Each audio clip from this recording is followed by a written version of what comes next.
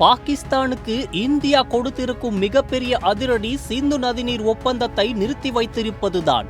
இந்தியாவிலிருந்து வரும் சிந்து நதிநீரை நம்பி வாழ்ந்து வந்த பாகிஸ்தானின் 22 கோடி மக்கள் தற்போது ஒரு கடும் நீர் பஞ்சத்தை எதிர்கொள்கிறார்கள். இதன் விளைவாக அந்த நாட்டின் 25% உள்நாட்டு உற்பத்தி நேரடியாக பாதிக்கப்படும் என்ற அதிர்ச்சி தகவலும் வந்திருக்கின்றது. இந்தியாவுக்கு எதிராக பாகிஸ்தானில் இருந்து பயங்கரவாதிகள் நுழைந்து ஜம்மு காஷ்மீரில் கடந்த மாதம் 26 பேரை கொன்றதற்கு பதிலடியாக இந்தியா ஆபரேஷன் சிந்தூர் என்ற பெயரில் 9 பயங்கரவாத முகாம்கள் மீது தாக்குதல் நடத்தியது. பாகிஸ்தானின் இராணுவ தளங்கள், விமானப்படை தளங்கள் என 12 இடங்கள் அளிக்கப்பட்டன. இதற்கு பிறகு பாகிஸ்தான் இந்தியாவிடம் சண்டை நிறுத்தம் கேட்டு கெஞ்ச வேண்டிய நிலைக்கு வந்தது. இந்தியா தனது எல்லைகளில் உள்ள பாகிஸ்தானியர்களை வெளியேற்றியது. சார்க் விசா ரத்து செய்யப்பட்டது. அதற்கு மேலாக சிந்து நதி நீரை நிறுத்தியது.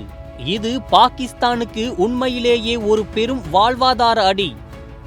காரணம், சிந்து நதி நீரை நம்பி அந்த நாட்டில் 80% விவசாயம் நடைபெறுகிறது. 16 மில்லியன் ஹெக்டேரில் விவசாயம் இந்த நதிநீரை மீது மட்டும்தான் நடக்கிறது.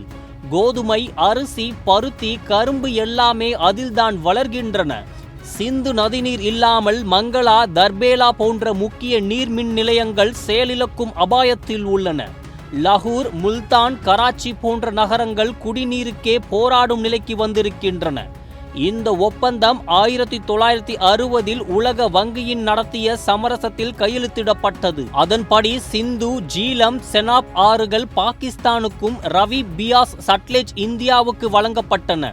ஆனால் தற்போது எல்லை தாண்டிய பயங்கரவாதத்துக்கு பாகிஸ்தான் ஆதரவு தருவதால் இந்தியா இந்த ஒப்பந்தத்தை ஊடுருவிக் கொண்டு நிறுத்தி வைத்துள்ளது.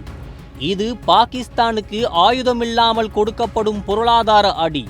மக்கள் வேலை இழப்பார்கள், பொருளாதாரம் வீழ்ச்சி அடையும். பாகிஸ்தான் தற்போது இந்தியாவிடம் கெஞ்சுகிற நிலைக்கு வந்துவிட்டது. ஆனால் இந்தியா சிந்தித்து உறுதியாக நிற்கிறது, பயங்கரவாத ஆதரவை நிறுத்தும் வரை சிந்து நீர் விடமாட்டோம் என்று.